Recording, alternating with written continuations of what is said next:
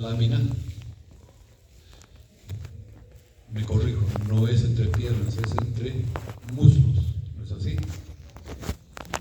Pues esquemáticamente vemos que el periné tiene la forma de un rombo, y el rombo ya ustedes y yo sabemos que está formado por dos triángulos, uno anterior y uno posterior, en este caso.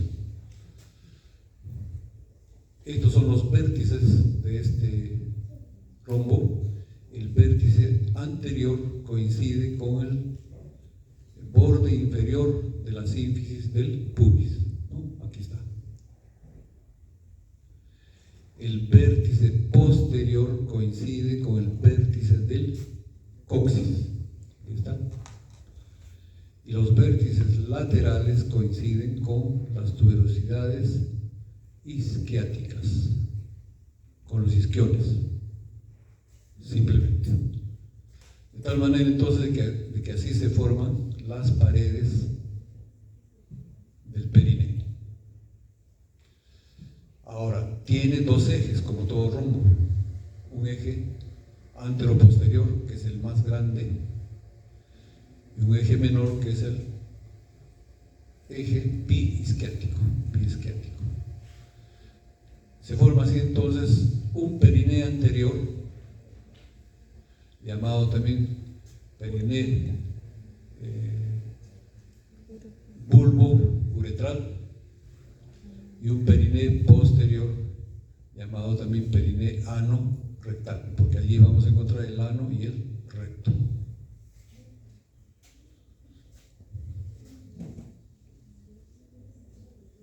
Bien, en el caso del varón,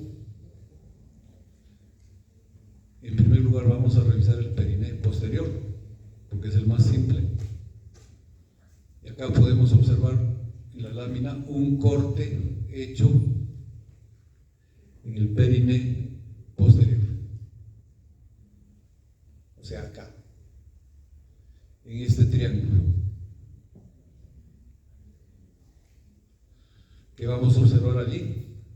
Vamos a observar que va a estar ocupado por el recto,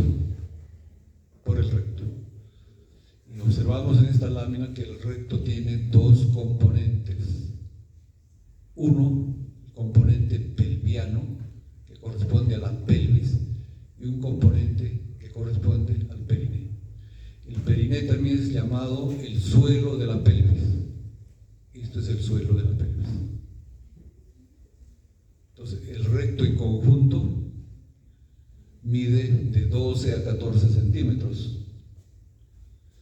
De estos, 9 a 11 corresponden al periné, o digo al recto pélvico. Y 3 corresponden al recto perineal, que es la parte fija, por cierto. Bien, veamos entonces algunas características del recto. Punto número 1, las fibras musculares longitudinales externas, aquí nuevamente se disgregan para tapizar todo la circunferencia que constituye el recto. Entonces las teñas desaparecen acá, ¿sí? Luego el peritoneo que lo recubre desaparece a este nivel también, de tal manera de que el recto tiene una parte intrapelviana y otra perineal. Parte está cubierta entonces de peritoneo, desaparecen las teñas.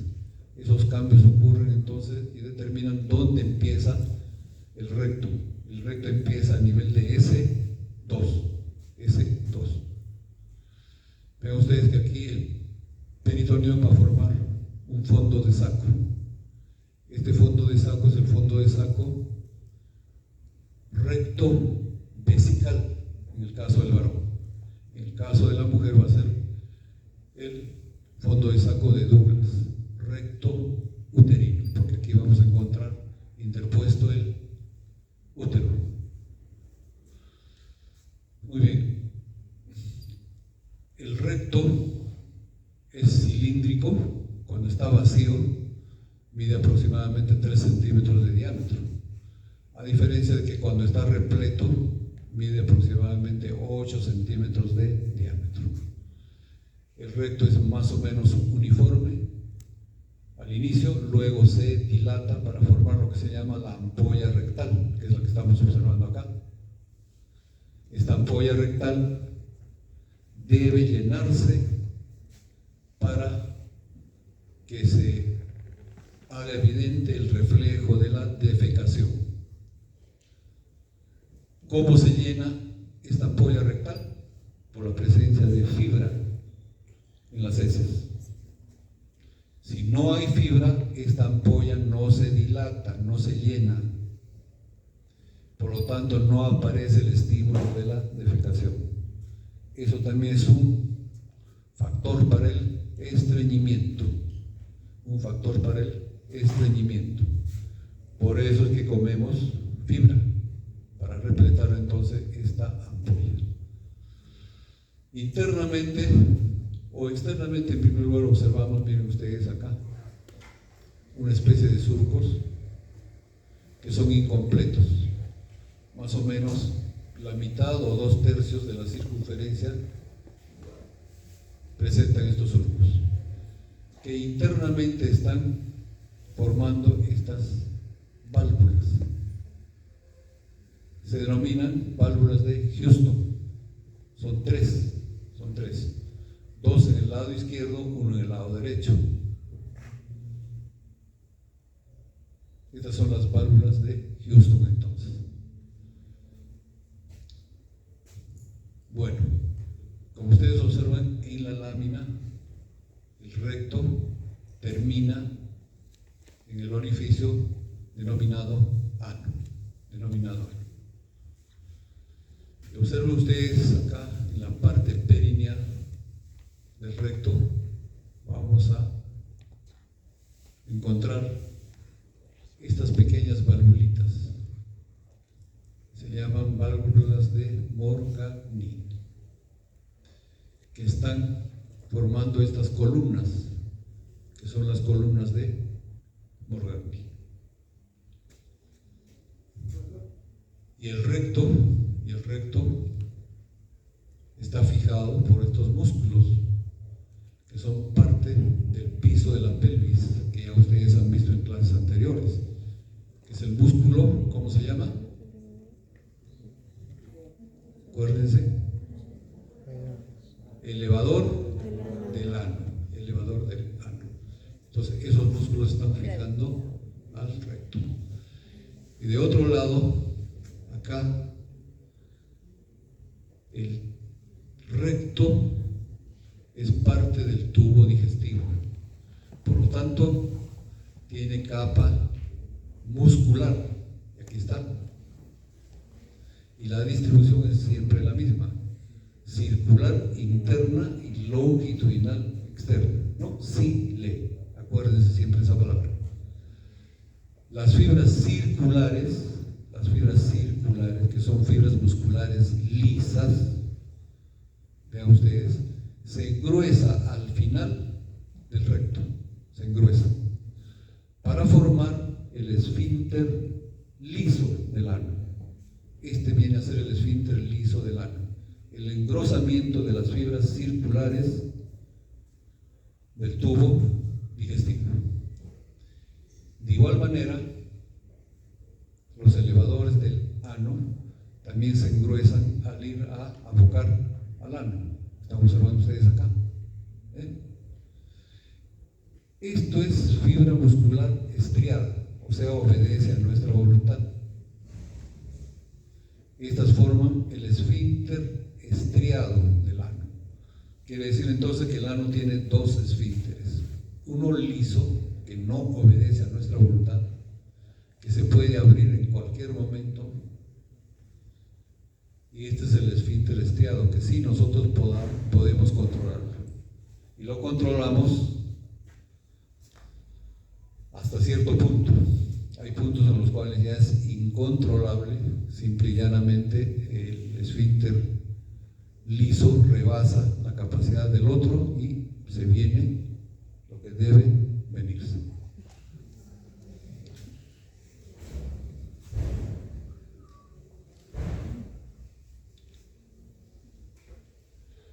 Bien, este es un corte del periné en el periné anterior. Por eso les decía que es más complejo. Me olvidaba mencionar, vean ustedes, que entre el recto, la pared de la pelvis y los elevadores del ano hay abundante tejido celulograso. Estas son las fosas isquiorectales, que está lleno de tejido celulograso.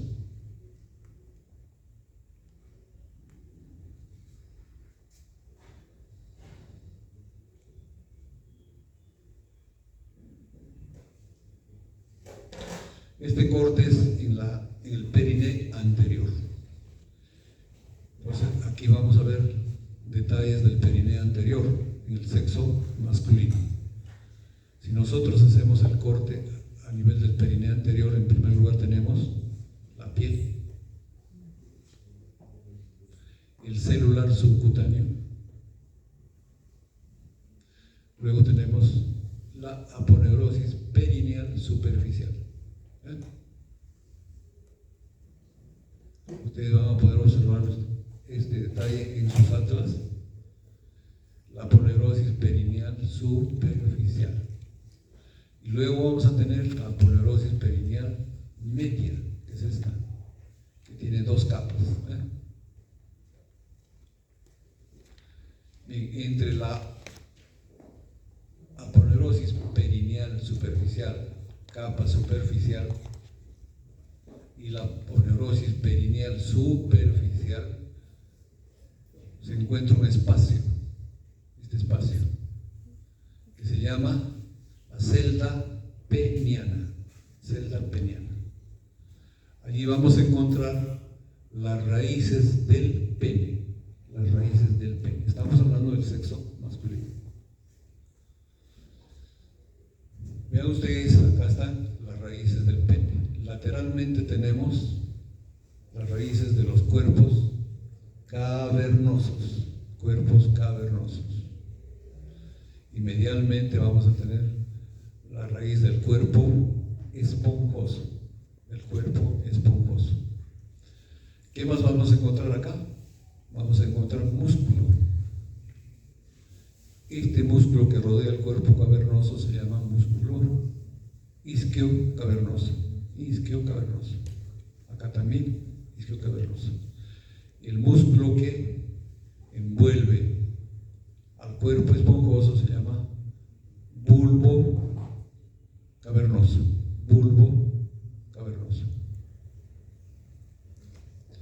Entonces están las raíces de los denominados cuerpos eréctiles del pene.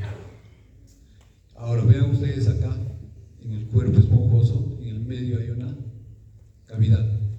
Corresponde esto a la llegada de la uretra. Observen acá la aponeurosis perineal media, su hoja anterior, y esta es su hoja posterior. Entre los dos hay un músculo. Este es el músculo transverso profundo del periné. Luego vamos a ver otro músculo más delgado que está delante, que es el músculo transverso perineal superficial. Por encima de este músculo forrado de estas dos aponeurosis, denominado el diafragma urogenital, vamos a encontrar a la próstata. Y encima de la próstata vamos a encontrar la vejiga. Ya, estos dos elementos ya ustedes lo han visto en el contenido de la pelvis. Nosotros estamos hablando de aquí para abajo.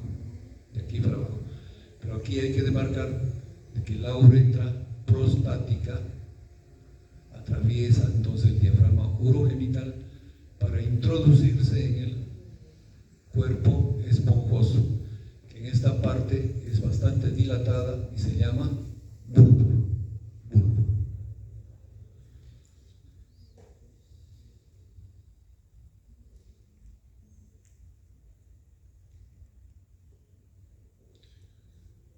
Nuevamente, para observar el recto,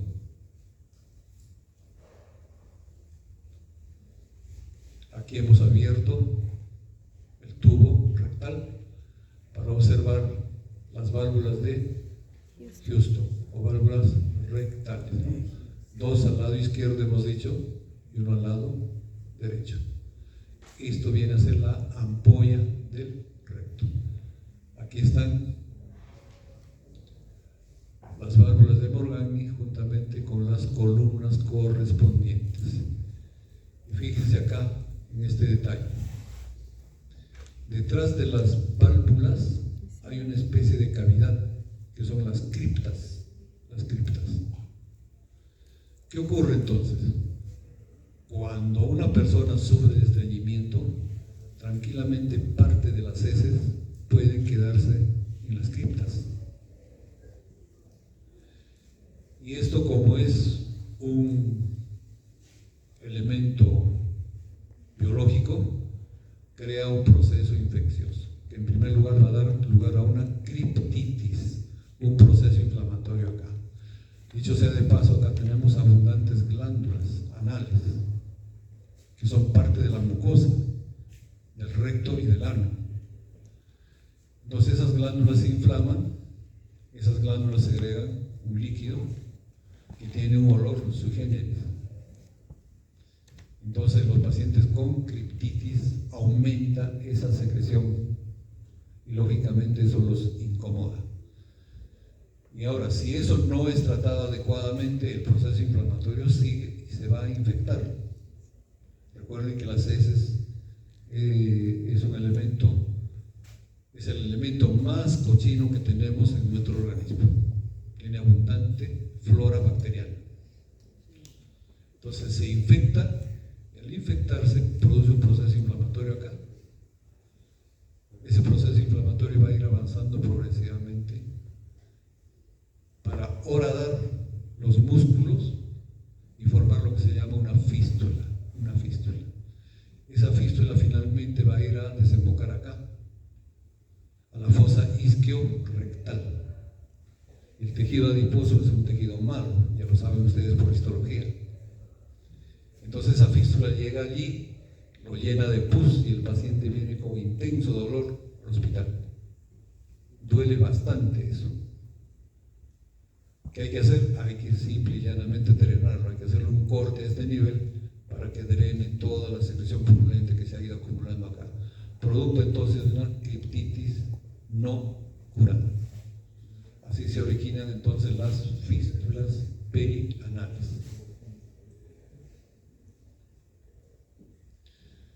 Detalle más cercano, vean ustedes, aquí está la cripta. Estas son las válvulas y estas son las columnas. Fíjense, detrás de la válvula está la cripta.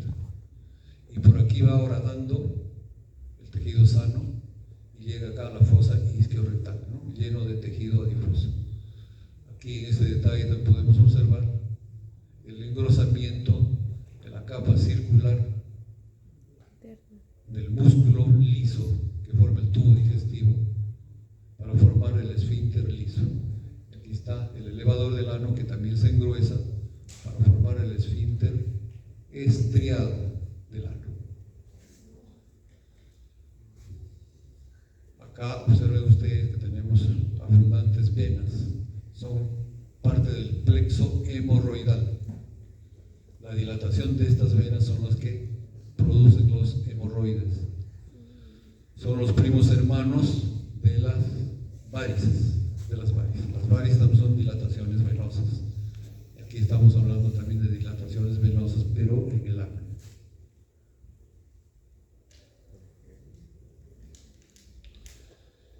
Bien, el perine masculino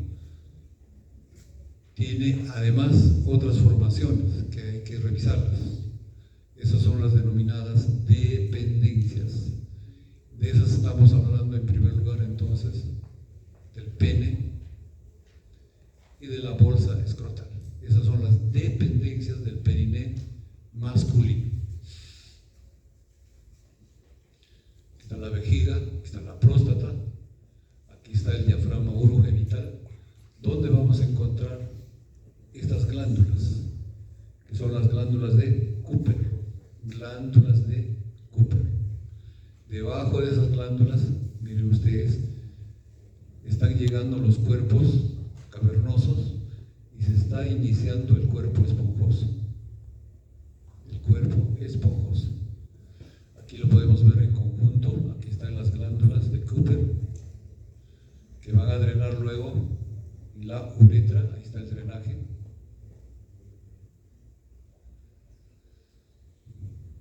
Y aquí está el inicio del cuerpo esponjoso, que viene a ser el bulbo esponjoso, el bulbo, una dilatación que hay a este nivel.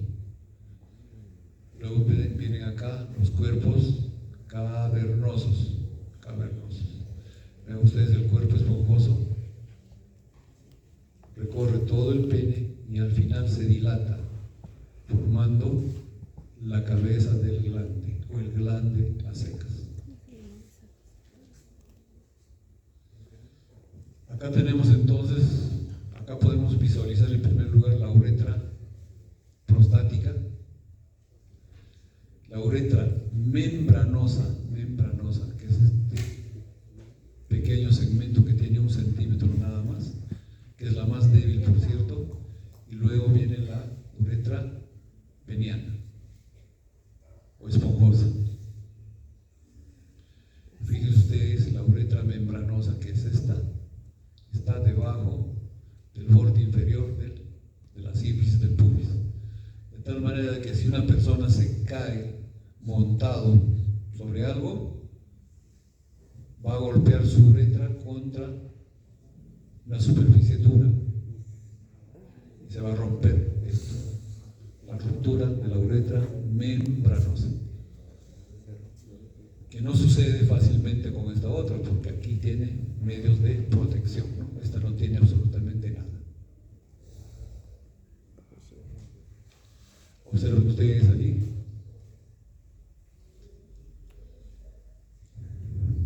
Hemos retirado la piel, hemos retirado el tejido celular subcutáneo, estamos observando la ponerosis perineal superficial. Como observan ustedes en la lámina, la ponerosis perineal superficial se prolonga hacia el pene y hacia el escrotum. Y de otro lado estamos observando acá, cerca al ano, las fosas isquiorectales, llenas de abundante tejido adiposo.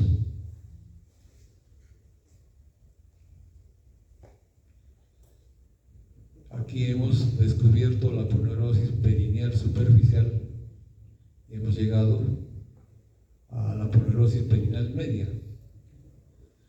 Estamos observando acá, en primer lugar, este músculo, que es el transverso perineal superficial, músculo bastante delgado, laminar. Pero allí podemos observar además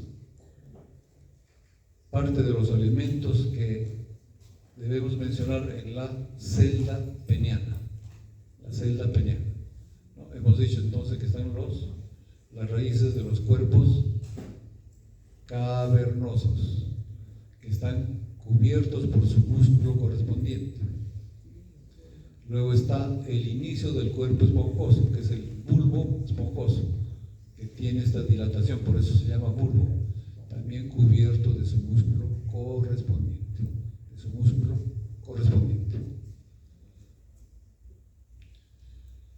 Seguimos, esta es otra lámina para observar, miren ustedes, aquí están las raíces de los cuerpos cavernosos, aquí está el transverso perineal superficial, aquí está el bulbo, el cuerpo esponjoso, aquí está la uretra, y observen ustedes acá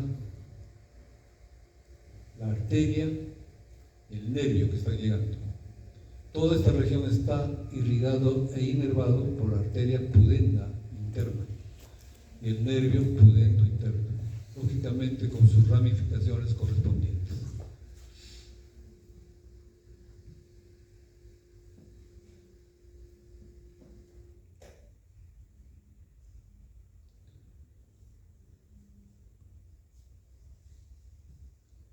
Seguimos.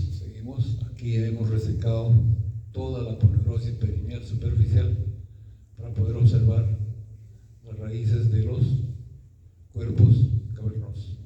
Aquí están, miren ustedes, el músculo transverso superficial del peine. Solamente es esto, nada más. Uno a cada lado. Aquí está la arteria pudenda interna, que se ha ramificado en la arteria perineal superficial, en el caso anterior.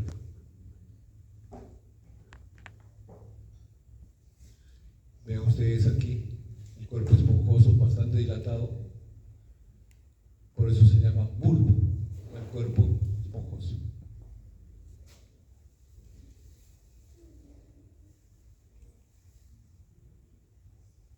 Ahí están los cuerpos cavernosos.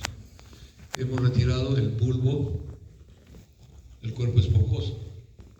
Aquí podemos observar cómo es que la uretra prostática está llegando al cuerpo esponjoso. Esta es la uretra. ¿Ya? Y esto ya es la capa profunda de la poneurosis perineal media. Las arterias siguen siendo las mismas, igual que los nervios, ¿no? Los pudendos internos. Pudendos internos.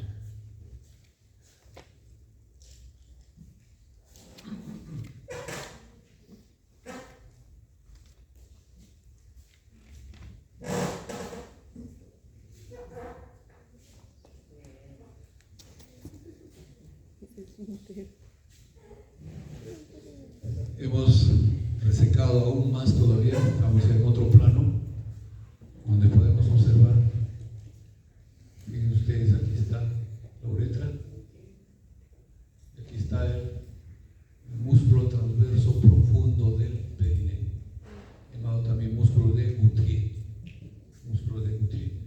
que es el que constituye, juntamente con los otros, el piso del perineo. Aquí están los cuerpos cavernosos, aquí está el cuerpo esponjoso juntamente con la uretra.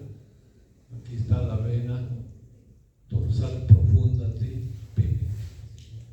Vena dorsal profunda del pene. Igual arteria pudenda interna, nervio pudendo interno, que se está ramificando, que va a dar inclusive irrigación acá a las glándulas de Kupffer, como ya dijimos.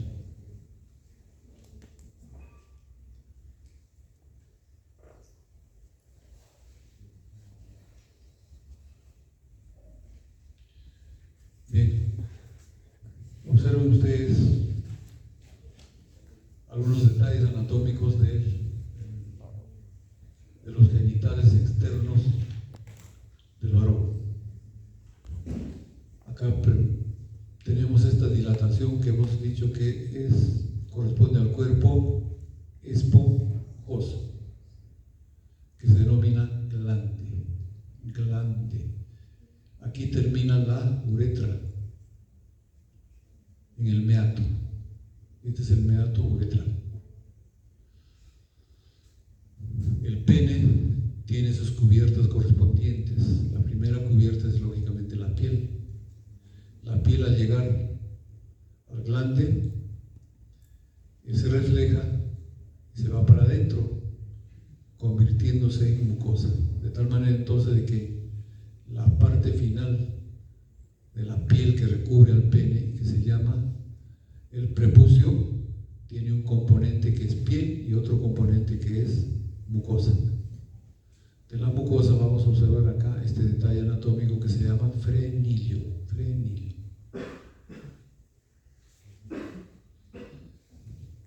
Otro detalle anatómico más es este borde. Es la corona del glande. corona del glande. Y aquí, entre la corona del glande y la mucosa correspondiente, vamos a encontrar un surco.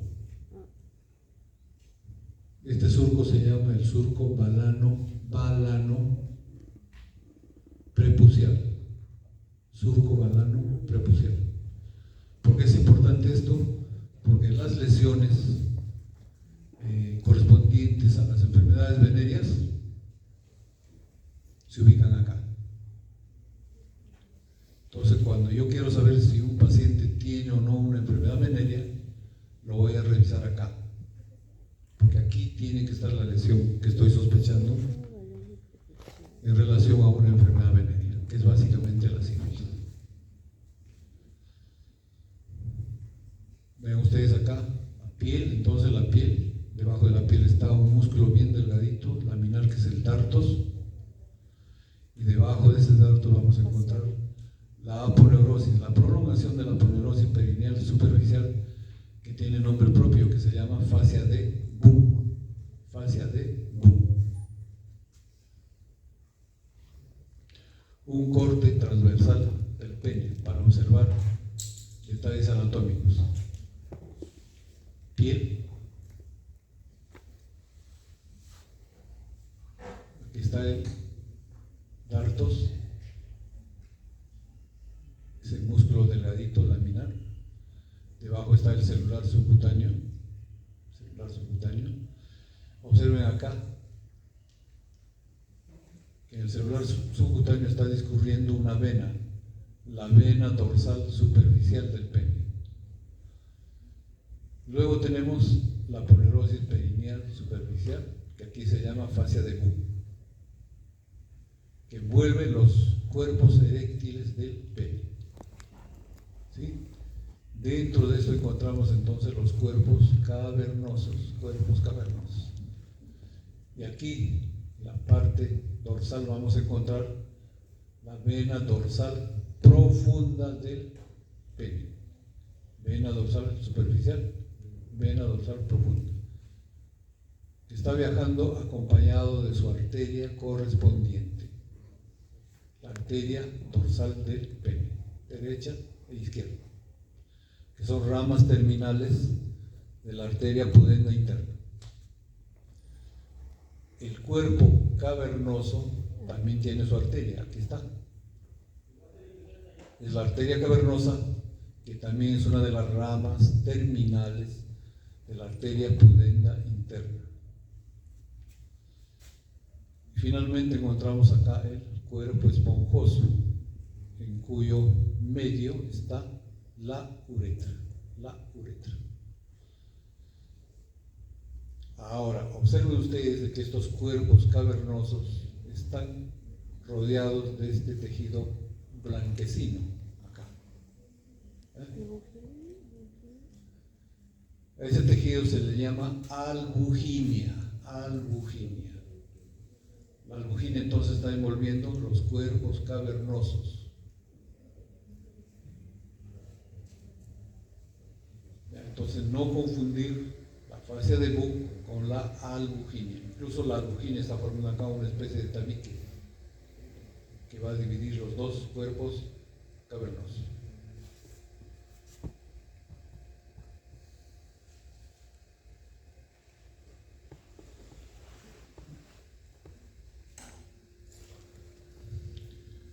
Acá están los cuerpos cavernosos y el cuerpo esponjoso desnudos.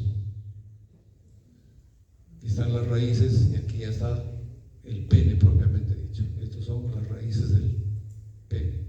Aquí está el pene propiamente dicho. Vean ustedes, este es el bulbo uretral, dilatado, por eso se llama bulbo. Aquí ya se ha introducido la uretra prostática, y luego va a discurrir por todo el espesor del cuerpo esponjoso para terminar en el meato. Ahora, el cuerpo esponjoso hemos dicho que se dilata en la parte final para dar lugar al glande. Y aquí están los dos cuerpos cavernosos, uno a cada lado. Aquí está el músculo transverso superficial del perineo. Esto viene a ser el rafe medio, el rafe medio.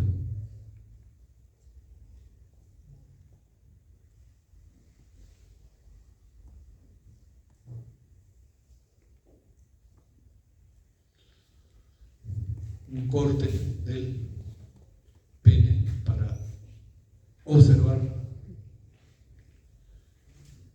la uretra en conjunto. La uretra prostática, la uretra membranosa, hemos dicho. Luego está la uretra peniana o esponjosa. Esta uretra termina en el glande dilatándose. Esta dilatación se conoce con el nombre de fosa navicular. Fosa navicular. Los cálculos que llegan acá, a la vejiga, pasan por la uretra y finalmente se detienen acá. ¿Por qué? Porque el meato es bastante estrecho, no logran salir. Entonces hay que llamar al urólogo para que abra el meato y pueda extraerse el cálculo correspondiente que ha migrado desde el riñón por el conducto natural hacia el pene. Acá en el diafragma, no se olviden ustedes, están las glándulas de Cooper, muy elástica. Está cubierta de pelos, igual que la región perineal, está cubierta de pelos. El escroto está dividido en dos partes, de tal manera que el derecho no tiene comunicación con el izquierdo. Entonces tenemos dos componentes ahí. Debajo de la piel siempre vamos a encontrar ese músculo delgado que hemos dicho que es el dartos. Ahora, aparte del dartos, que es un músculo delgadito, fino, vamos a encontrar otro músculo acá, que se llama cremaster, el músculo cremaster. Ese músculo cremaster eleva los testículos cuando se estimula la parte interna, la cara interna de los muslos. Entonces, cuando se examina a un paciente, se le busca el reflejo cremasteriano para saber si está en coma o no. Se hace la estimulación correspondiente, entonces el músculo se contrae y hace de que el testículo ascienda. Aquí vemos el testículo cubierto precisamente del cremaster, ¿no? Aquí ya está abierto todo el cremaster para poder observar en primer lugar el contenido del cordón espermático y luego el testículo. Vean ustedes también que el testículo tiene una membrana que lo recubre. Esta membrana es la membrana vaginal, que tiene un componente visceral y un componente parietal. De tal manera que aquí se forma una cavidad, la cavidad vaginal. Ahí vamos a encontrar un cierto volumen de líquido que va a estar producido precisamente por esta membrana, por la membrana vaginal. En condiciones normales esta cavidad es virtual, pero que se puede hacer real, por ejemplo, cuando una persona es agredida y le dan un golpe acá en esta región. Entonces hay sangrado, la sangre se va a llenar en esta cavidad. Eso se llama hematocele. Ahora, recordar de que el testículo, cuando se forma el nuevo ser, está al lado del riñón, y del riñón desciende hasta este lugar, arrastrando peritoneo. De tal manera, entonces, que podemos decir que la membrana vaginal no es sino peritoneo. Entonces, siendo una membrana, segrega líquido. Y cuando hay un proceso inflamatorio acá, puede aumentar el volumen, produciéndose lo que se llama un hidrocele. Ahora, hay personas, hay pacientes que no se ha cerrado el conducto mediante el cual el testículo ha llegado a su destino final. Entonces ese conducto está permeable, es el conducto vaginal. De tal manera que el líquido que se produce en el abdomen también va a pasar acá. Ese es un hidrocele congénito. Los niños nacen con el escroto que se les va llenando progresivamente.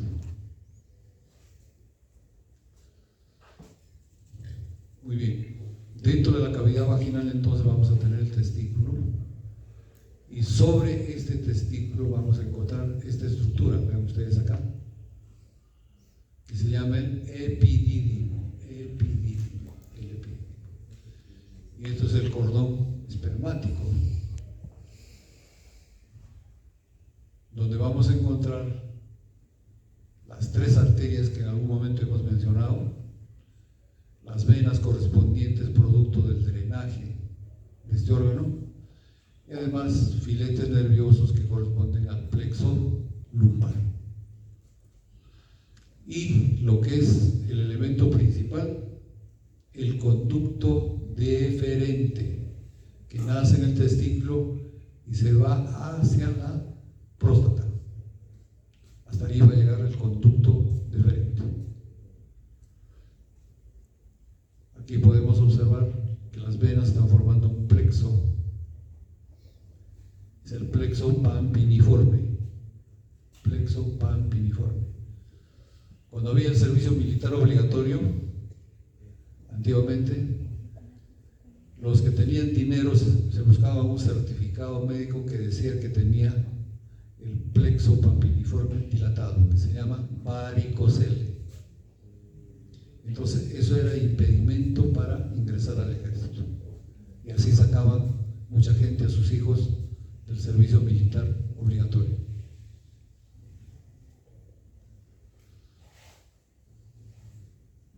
Observen ustedes el testículo, el epidídimo, aquí está el conducto deferente,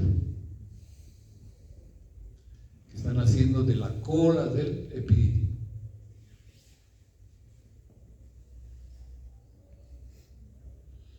Aquí está denudado todo.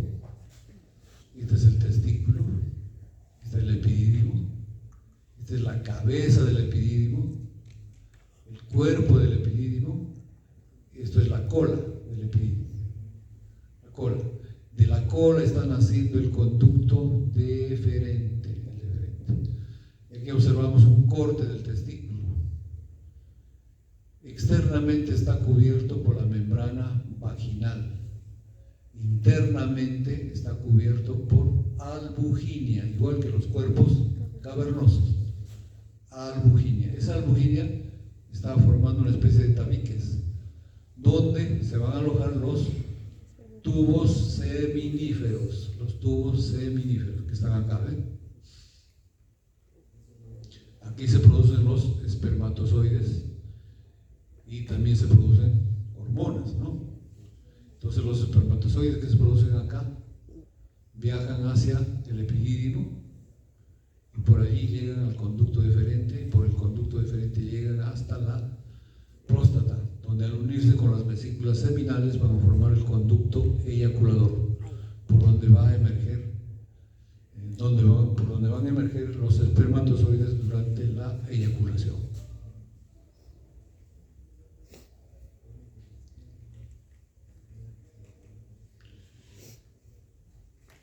Un corte para poder observar el testículo, la cavidad vaginal y las cubiertas correspondientes de la bolsa escrotal, ¿no? La piel, el dartos y el cremaster, que es el más grueso, el cremaster.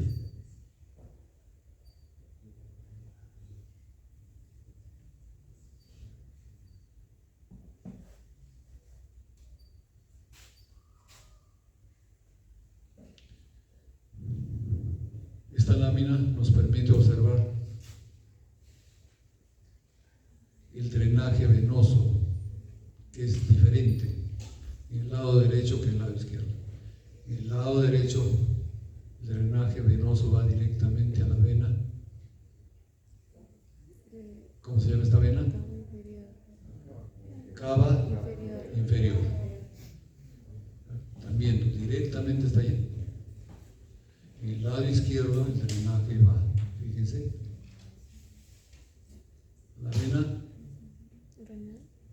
renal izquierda, ¿no? Entonces hay un drenaje venoso diferente, no se olviden.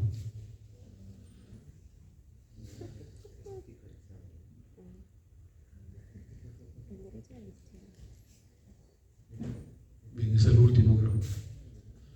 ¿Qué hora es? 3:33. Nos quedaremos acá entonces. La próxima semana.